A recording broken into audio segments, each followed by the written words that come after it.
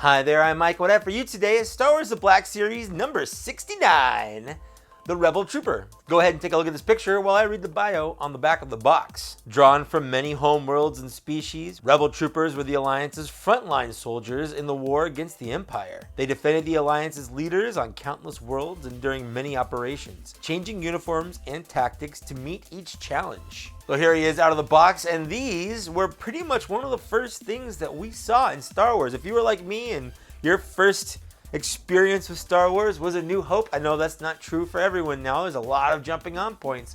But for me, that hallway on the Tantive 4, the white background, 3PO and R2 just kind of wandering around. You have a bunch of soldiers kind of hunkered down, waiting for something to come through the door. That was a good opening scene for a tiny child brain, and it's still a good opening scene for my tiny child brain. So let's jump into the review and start with looks. Does he look like he should? And the answer is yes. Much more so than the original Power of the Force 2 one did. That one looked like he hit the gym and didn't stop. He was pumped. He came with 10 guns and only 2 of them he could hold in his hands. The rest were, I mean, you get the joke, right?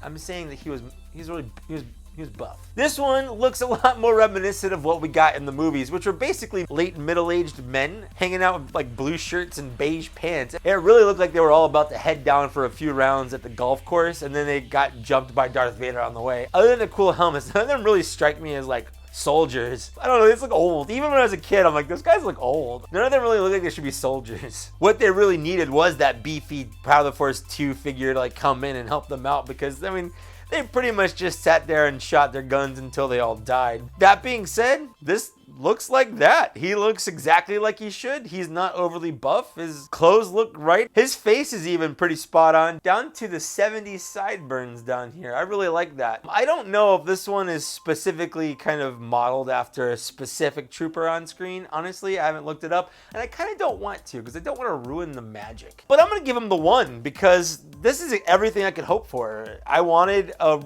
generic rebel soldier. I got a generic rebel soldier. So jumping down to his accessories, what does he come with, and is there anything he should have come with that didn't? Starting with his gun, he has a gun. This is kind of the generic Rebellion blaster that we've seen a couple times now. Not just Rebellion, I think the Death Star Trooper came with one as well. It is a DL-17 blaster, and yes, I looked that up because I know if I didn't, there's going to be someone in the comments that tells me what it is, and yeah, I know. I will say though, we've got this blaster many times in the Black Series line, and it's never looked better really than this. Everything has a little bit more oomph in it, and I really appreciate the extra detail they put into there. It's got that silver paint, it's got silver highlights, it's got a lot of molded detail in it.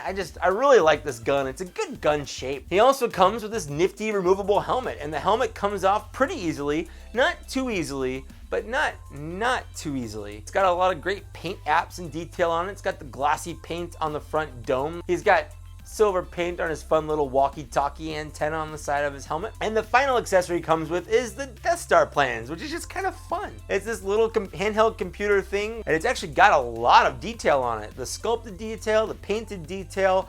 For being such a tiny little object, it's got just a lot of detail. And it is one of those accessories that I would have never really thought, like, man, they really should have come with this, and then didn't, and then me being kind of bummed out that they did. So it's nice that we got that. It's a nice little cherry on top. And with this accessory, you get to recreate that fun little death relay race they had down the hallway as they kept trying to pass it on to the next one as Darth Vader cut them down from behind. So it's a fun little detail and a fun little accessory to have in terms of, you know, your whole collection. So is there anything he should have come with but didn't?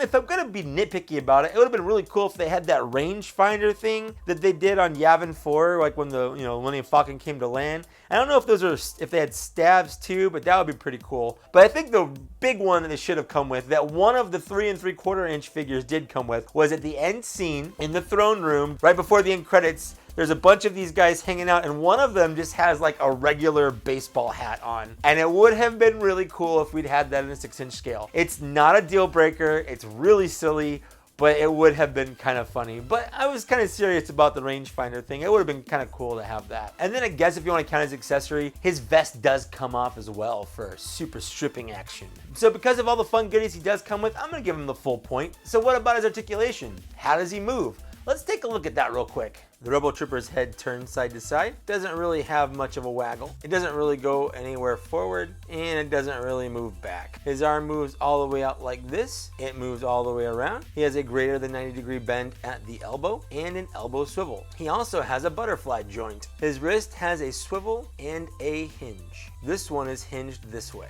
He has a torso swivel. It moves forward this much and back that much. His leg moves really high up and kind of okay back. Okay spread, upper thigh rotation, double jointed knee, ankle hinge, and rocker. With this being the Rebel Trooper's widest stance with both his feet flat on the ground. So the head is kind of lacking in movement. It's not awful, but it's not the best that we've ever had. We've been spoiled with better. It's kind of coming from a place that we've had better, so now I can't accept less, even though it's really not bad. I just kind of wish that it were better. And there's not anything obvious that I can really see hindering it, especially forward. Back, his hair is kind of getting in the way, but forward, there's not really any reason why he shouldn't be able to go further down. But that's a very small nitpick, and I see a very fantastic articulation, starting with his arms. Not only does he have a greater than 90-degree bend on his elbow, which is always a plus, and at this point, a must. He has something that I've never noticed before in the Black Series line. He has butterflied joints on his shoulders.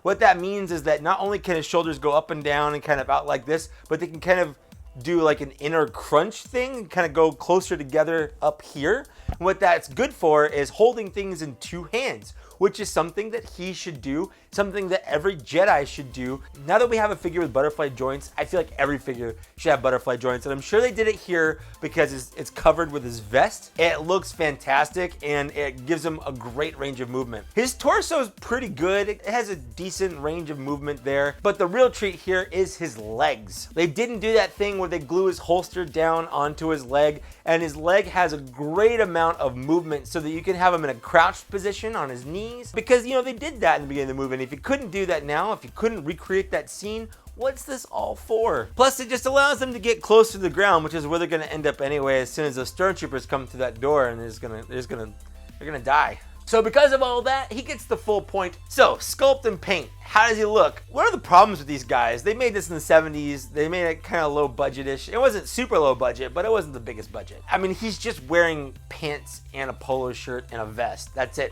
There's nothing super crazy here going on.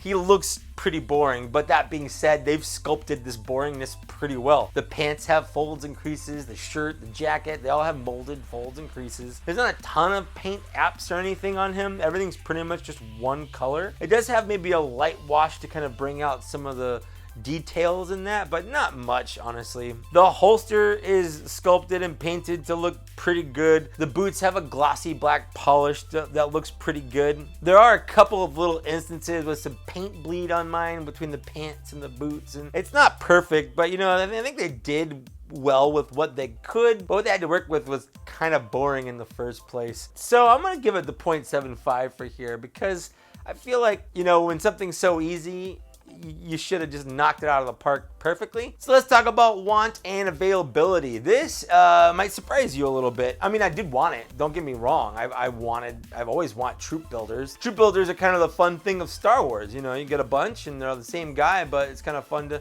just have an army of them. You don't just need one in your collection, you need a ton. The problem here is that they didn't make any variants or anything for this guy. He just is what he is. So if you do buy a couple of these, it's just gonna look like you have an army of clones, just a bunch of white dudes hanging out that all look the same. The Clone Wars are over, man. They should have had something, different face sculpts, different variants, I don't know, like something just to give me a reason to feel like I have to buy more than one of these, because as much as I want more than one, I don't want more than one. So yeah, I do want it, but I'm a little disappointed with the lack of variety. In terms of availability, he's currently hitting shelves now. I found him once in the wild at Walmart, but I got mine online. So keep your eyes out. If you feel like, oh no, I really want him and I'll miss him, just go ahead and buy him online. No one's gonna know. No one's gonna look at him on your shelf and be like, wow, this one's good, but it looks like you bought him online. No, you make up a story about how you found him in the wild. So all that's gonna culminate into 0.75 on want and availability, which brings us to a final score of 4.5 out of 5, which is a fantastic score. 2018 has been a fantastic year for Star Wars The Black Series. We've had a bunch of bangers just getting pumped out left and right from Hasbro, and this is not an exception. He looks fantastic. He is a must-have in any collection, especially if you like A New Hope or you just want troop builders. There's a bunch of different reasons to buy this guy. Who are your stormtroopers and Darth Vader going to kill if you don't have a bunch of these guys? They're certainly not going to kill Luke Skywalker. That never happened in the movie. He's pretty much almost everything I could have hoped for, and a far cry better than that original 1997 Rebel Fleet Trooper from Power of the Force 2. Although maybe I'll buy you some mini weights so you can kind of bulk out a little bit. Maybe you would have done better in that hallway. So that's my review of the Rebel Trooper. Let me know in the comments what you thought of it. Did you agree with it? Did you find it? Did you like it? Do you not care? Did you pass on it? I love to read and respond to those, so let me know. There's also a bunch of different ways in the downstairs area that you can help my channel out if you want to, but don't feel like you have to. Also, you can like, share, subscribe, you know, the normal YouTube stuff that everyone says at the end of every YouTube video ever, because that's how YouTube works. Also, I was recently interviewed on a podcast called Beyond the Outer Rim. If you want to hear me talk about Star Wars figures for an hour, the link is in the description below. And thanks for getting this far. I'll see you later. Bye.